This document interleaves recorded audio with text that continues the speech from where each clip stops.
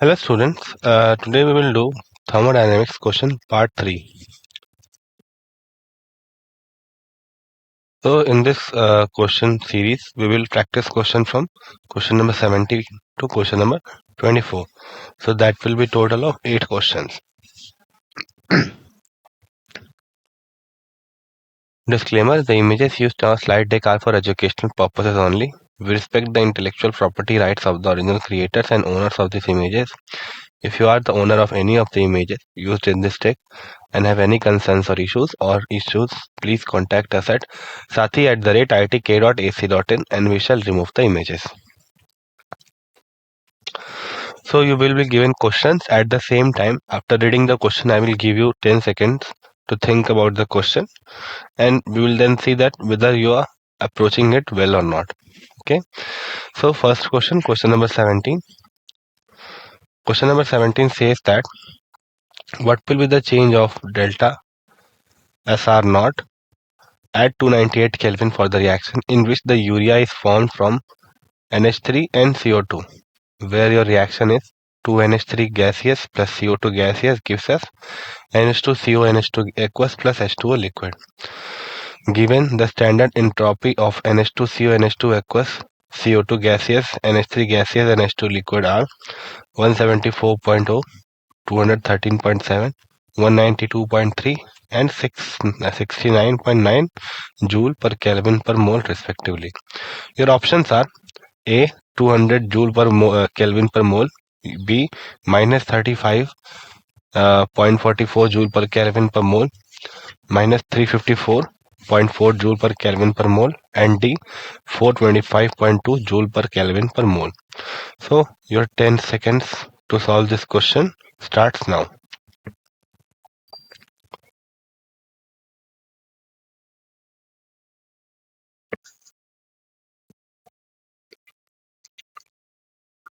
Okay, now let us see the solution. So what is the question first of all? The question is saying that we have to calculate the change of entropy for this reaction and your standard entropy is given for the various reactants and products. For both the standard entropy is given. So how will calculate it?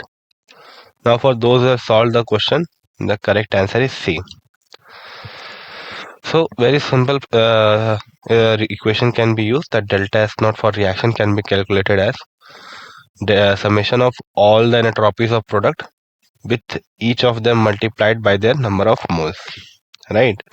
And summation of all the entropy of the reactant individually, which are individually multiplied by their stoichiometric coefficient.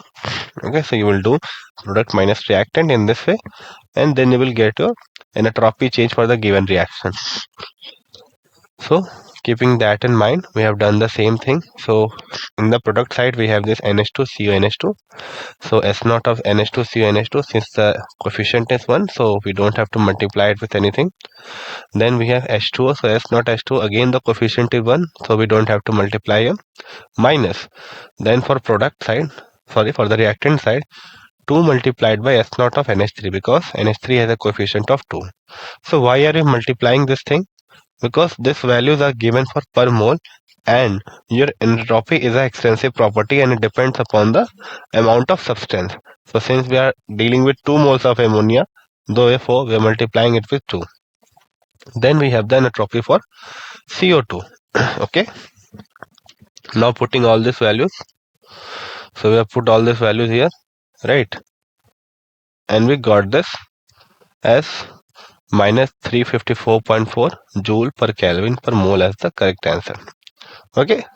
So what are the key points to solve this question? So first of all, you must know that the entropy change for the overall reaction should be product minus reactant. And second thing, that your coefficient must be multiplied by the molar entropy of each of the species. Okay. Likewise, this 2 into NH3 naught and or 1 into S naught of NH2C NH2. Now moving on to the next question. Question number 18. Question number 18 says that 2 moles of an ideal gas at 27 degrees Celsius are expanded reversely from 2 liters to 20 liters.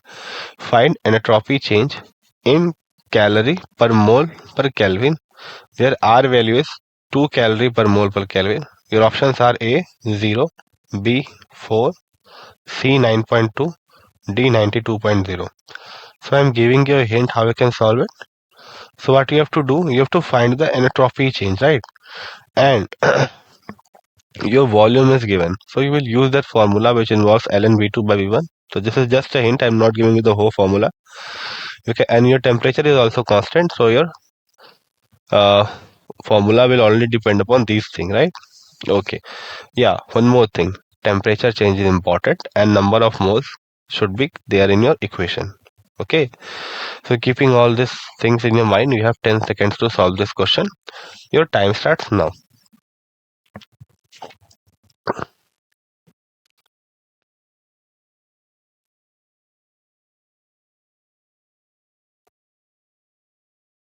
Okay. Now let us see how we can solve it. So question number 8. Again, I'm just giving the question in brief. So what we are doing basically are we are say expanding 2 moles of an ideal gas, and during that expansion we are keeping the temperature constant, which is 27 degrees Celsius, or what we can say it is 300 Kelvin. And this expansion is from 2 liters of volume to 20 liters of volume, and we have to find that what is the entropy change during this expansion, and our R value is also mentioned in terms of this calorie per mole per Kelvin. Okay, now the correct answer is, so for those who have solved, the correct answer is C. So this is the formula which you should remember, right? So if you know this formula, you can easily solve this question. Okay, I've told you now, you have to use ln V2 by V1 or 2.303 log V2 by V1. So what else do you need? So you have all the things that you need, right? It's very easy to solve now. So you put the value of n, you put the value of r, it's all already given, V2 by V1. Now putting all those values, so that will give you 2 multiplied by 2 log 20 by 2. This will give you 9.2. Now what will be the unit of delta S here? So it will have the unit of R multiplied by N. Okay, that is R is having a unit of calorie per mole per Kelvin. So it will have calorie per Kelvin. So this will be the unit of S, because okay, we know it very well. Okay, so in this way we will solve this question. Now moving on to the next question. Question number 19. Question number 19 says that for an isolated system, your delta U is 0. Then options are A, delta S is 0, B, delta S is less than 0, C, delta S is greater than 0, and D, the value of delta S cannot be predicted. Okay. So you are given an isolated system, right? That means your you can say that heat cannot be exchanged, right? So this is the thing, and mass cannot be exchanged. That is the obvious one. The next thing which is mentioned is that your delta U is 0. So what does it mean? So you know the formula, delta U is equals to NCV/dt. So if your change in internal energy is 0, then your reverse is also true.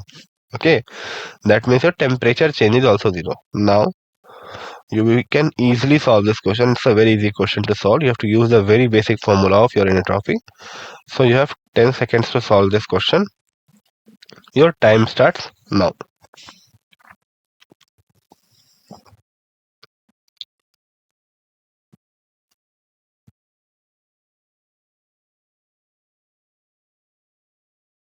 Okay, now let us see how can we solve it. So first of all, again the question is very simple, that you are given an isolated system, and in that system your internal energy change is also 0. So for those who have solved, the correct answer is C. So we know that for an isolated system, for any system, delta H is equals to delta U plus P delta V. Okay, now we can just put delta H is equals to T delta S. Okay, this is from where? This is, we are putting that, we are taking as constant pressure. But delta U is already given 0. Therefore, T delta S is equals to P delta V. Okay, and P delta V by T is greater than 0. How is it so?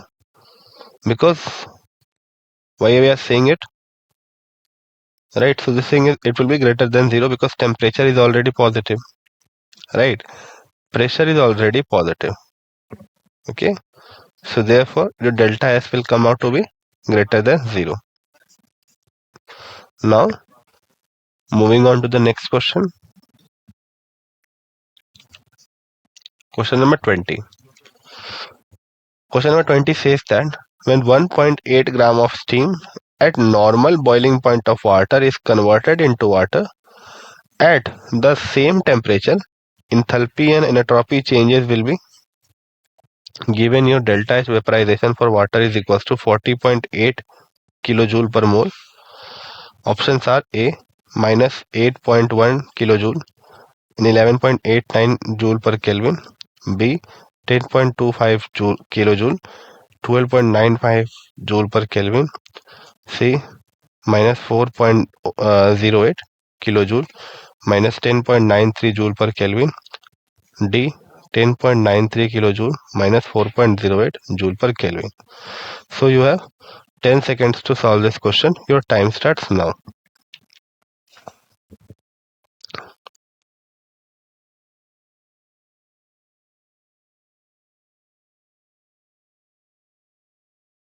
Okay, now let us see the solution. So first of all, if we just try to understand the question is saying that we are taking 1.8 gram of steam at normal boiling point of water and we are converting that into water, means in the liquid form. Basically we are going from the gaseous form to the liquid form. And what is the normal boiling point of water? At 100 degrees Celsius basically. And how much amount is uh, means how much amount is taken for that thing? We are taking 1.8 grams. Now at the same temperature and enthalpy and entropy change will be respectively. So you have to calculate that what is the enthalpy change and entropy change during this conversion. Whereas your enthalpy change is already given, that is your delta H vaporization is already given for 1 mole. Okay, so let us try to solve it. Before that, for those who have solved it, the question answer will be C. Correct option will be C. So delta H condensation for 1.8 gram of steam will be how much? So we will take a negative forward because this is what? This is vaporization.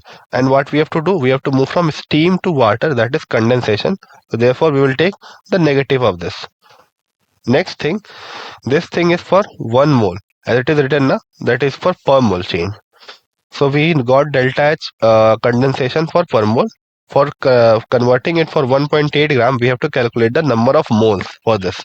So that will be 1.8 by 18. Okay, or 0.1. So if you multiply this thing by 0.1, that will give you minus 4.08 kilojoule. Okay, unit is very obvious because we have multiplied with the mole. So mole per mole will get cancelled out and we will get this thing. Okay, now this was the first part of the question, that we have to calculate the enthalpy change. Next part is what? Next part is the entropy change calculation. So entropy change we will given by delta H by TB. Now we know the formula that delta H is equals to Q by T. Then why are we taking delta H here? Because all of this is happening against a constant pressure, right? Because you know it very well, since it is written also that we are doing at the normal boiling point. And now to perform this all these things at a normal boiling point, you have to keep the pressure also constant, otherwise your boiling point will vary. Okay, so that is the reason the pressure is constant, and the heat supplied at constant pressure is nothing but your enthalpy change. So we put these values here, that is 4.08 into 10 to the power 3. Now we are using this thing. Okay, we are using this thing, and we have multiplied it with the negative sign and 10 to the power 3. Why are we doing this? Because we are considering it for the what? We are considering it for condensation, so we are taking a negative sign, and we have to calculate it in joule. So we have multiplied it with 10 to the power 3 divided by the temperature. So we have taken 373.15 Kelvin. So that is simply 100 plus 273.15. That will give you 373.15 Kelvin. Now, if you calculate this, you will get it as 10.93 joule per Kelvin. So what we have done is we have taken this value only. We have just multiplied it with 10 to the power 3 to keep the unit as joule. Okay. So joule by Kelvin, that is joule per Kelvin. So in this way you will solve this question. So what are the key points for this question? First of all, the key point is that you should know that if the delta H vaporization is this much, then the delta H condensation will be negative of it multiplied by the mole. Second thing you must remember is that all of these processes are going under constant pressure. Then you will be able to substitute the heat with this enthalpy change. Otherwise, it will be not possible. Okay, so this question is a good question, right? If you just know some key points, then it will be easy to solve. Now, moving on to the next question. Question number 21. Question number 21 says that which of the following does not have zero entropy even at absolute zero? So what are those? CO, CO2, NaCl and NO. Your options are CO, CO2, CONO, CO2, NaCl and NaCl. So we have to see that whether they have a zero entropy at absolute zero or not. So what happens at absolute zero? Your all of the kinetic energy that is present inside the molecule for the atom, they just diminish. Okay, they diminish, and due to this diminishing effect, the molecule now cannot move with a kinetic energy or with a speed. Okay, now since molecules are is localized in a place or localized in an area, so the randomness is gone and entropy becomes zeros. That is the point. But for some molecule, this is not seen. So you have to find that out of this, which are those molecules. So you have 10 seconds to solve this question. Your time starts now.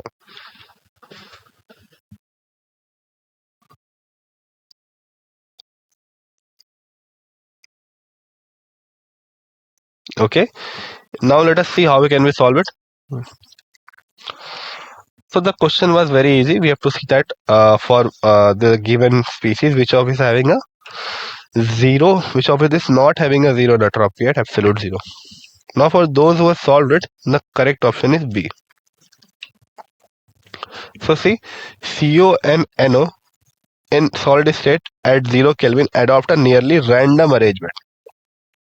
Okay, indicating a positive value of entropy. So what is the meaning of this? That they do settle, right? They do settle after decreasing the temperature to 0, but their arrangement that is being say acquired is random. Okay, is random. It is not predicted, and as long as there is some sort of randomness, there will be what? There will be some entropy. But in case of NaCl, okay, in case of NaCl, what will happen? It is already structured. So when it will settle down, it will only stop vibrating. That's it. And second thing, it is due to the dipole moment also.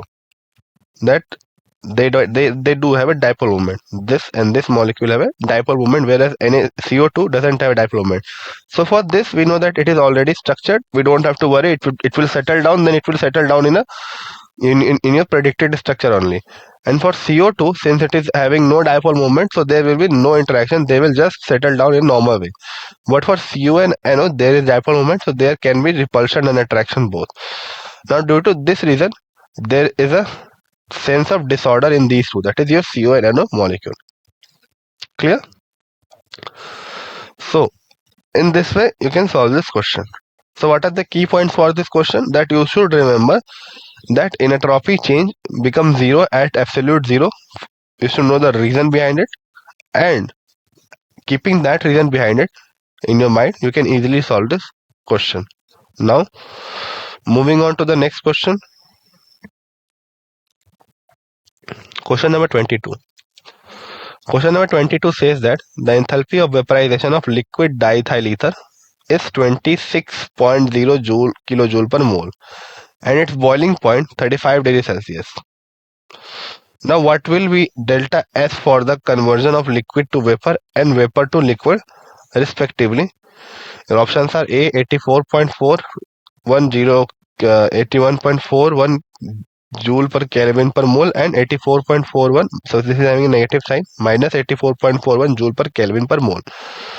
Option B 80.90 joule per Kelvin per mole and minus 68.83 joule per Kelvin per mole. Option C minus 84.41 and plus 90.63 joule per Kelvin per mole. Option D 68.83 joule per Kelvin per mole and minus 84.4 joule per Kelvin per mole. So you have 10 seconds to solve this question. Your time starts now.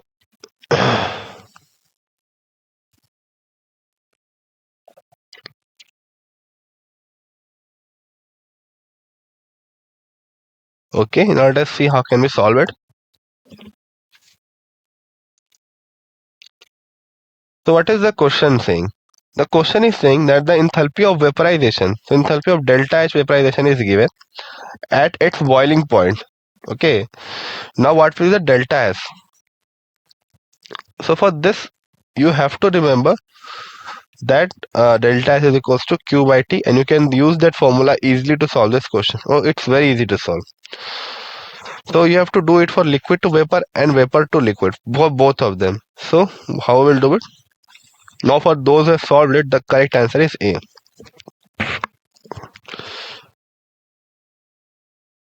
So here you can see that delta S vaporization is equals to delta H vaporization by T, because this vaporization is occurring at constant temperature and pressure. Therefore your pressure is constant, therefore your heat change will be equals to the enthalpy change. So we have substituted delta S vaporization is equals to Q by T with delta H vaporization by T. Now delta H vaporization value is 26 kilojoule per mole, so we will multiply it with 10 to the power 3 to keep it as joule, and to keep the temperature, here we have converted into Kelvin. Okay, so we have converted this into Kelvin. Now this formula will give you what? This will give you answer. But this is delta S vaporization, okay, whose value will be 84.41 joule per Kelvin per mole. Now we have to see it for the condensation also, where we are moving from vapor to liquid. So for the reverse of it, what we will do? We will simply take what? Take the negative value of this value, or we can do it with the help of condensation also. That will give you the same thing. Okay, you then don't need to do this calculation again, but here it is done. So what they have done is they have taken delta H condensation. So this is technically right. Okay, because this will give you a perfect answer without any confusion. Because enthalpy change is something which we can imagine, but entropy change is not that much easy to imagine. So we know that if you are applying heat to do something, then you will remove heat to do the opposite one, that is your removal of 26 kilojoule of energy. So putting that value along with the negative sign, and this thing will happen at the same temperature. Okay, so that will give you minus 84.41 joule per Kelvin as your correct answer. So this way you can solve this question easily. Now moving on to the next question. Question number 23. So question number 23. The direct conversion of A to B is difficult, and hence it is carried out by the process shown below. So A to C to D to B. Now the entropy change for delta A to C is 50 EU, C to D is 30 EU, and B to D is 20 EU. Now you have to find that what is the entropy change from A to B. So for A to B, what is the entropy change?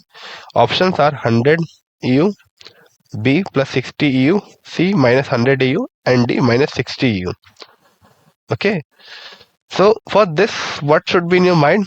You should be very well informed that your entropy change is a state function. Okay, so you go either this way or either this way. Then entropy change will same.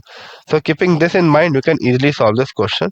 So you have 10 seconds to solve this question. Your time starts now.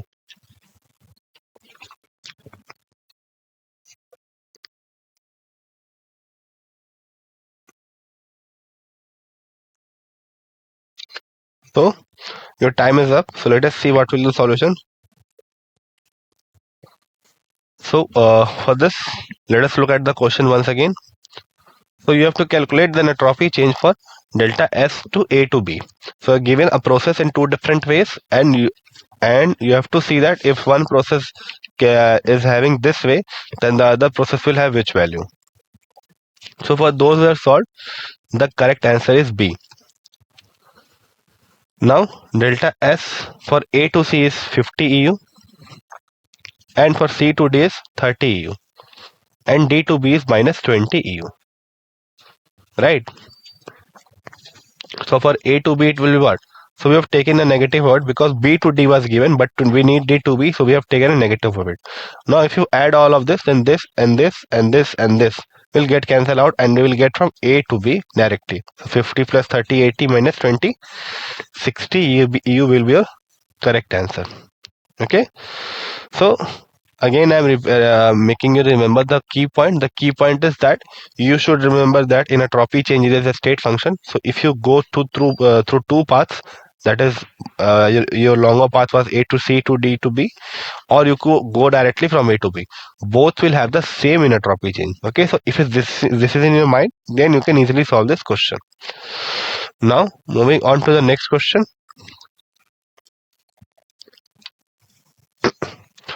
Question number 24.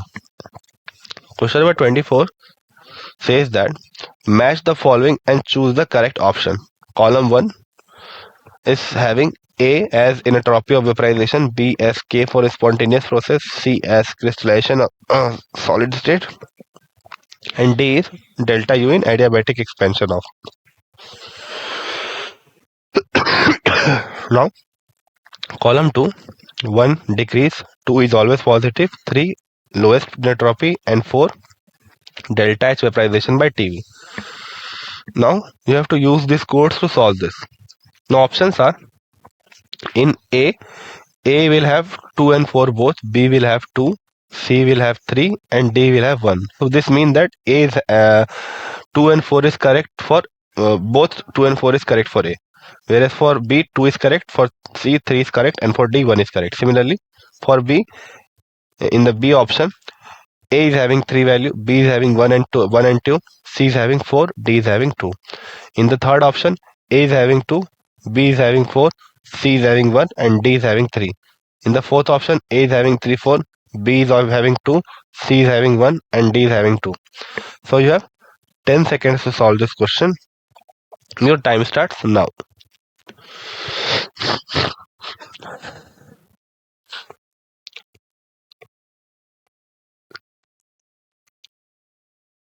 Okay, let us see how can we solve it. So first of all, if you just try to understand this question, you have to see the delta H vaporization in entropy of vaporization. Sorry. So next is K for a spontaneous process, C is crystalline solid state, and delta U is in adiabatic expansion. Adiabatic means heat is not being exchanged, and K for spontaneous, we have to see that what will be K for spontaneous. And crystalline solid state will have what? Okay, so this is related to third law. If you have solved, the correct answer is A. So for 8, 2 and 4 both will be true because vaporization is occurring, so we are going from liquid to gaseous state. Randomness is increasing, so it will be positive, and the entropy of vaporization equal to Q of vaporization by TB. And since this process is occurring at constant pressure, so delta H vaporization by TB. For B it is true, that is K for a spontaneous process will what? It always be negative. So it will come from delta G is equals to minus RTL and K. Now say if delta G is negative, your K will always be positive. Clear? Next is crystalline solid state will have lowest entropy because this thing is occurring at the absolute temperature or 0 Kelvin. And the option D, delta U in adiabatic expansion of will decrease. Okay, delta U will decrease in case of adiabatic expansion because in your adiabatic expansion Q will be 0, right? And W will be what? So since it is expansion, work is done by the system, so W will be negative. Therefore, your delta U will be also negative. The same thing is written that in entropy at vaporization is always positive. That is delta H vaporization by TB. Clear? Next, we can use this formula as I've said you. Then we have this negative spontaneous, and this thing K is decreasing. And crystalline solid will exist at lowest entropy. And D, that during expansion Q is 0, so delta U is W. So we are doing the work as cost of the internal energy. So internal energy change is also negative. Clear? So this was all for today's question session. With this, I end this question session. Thank you.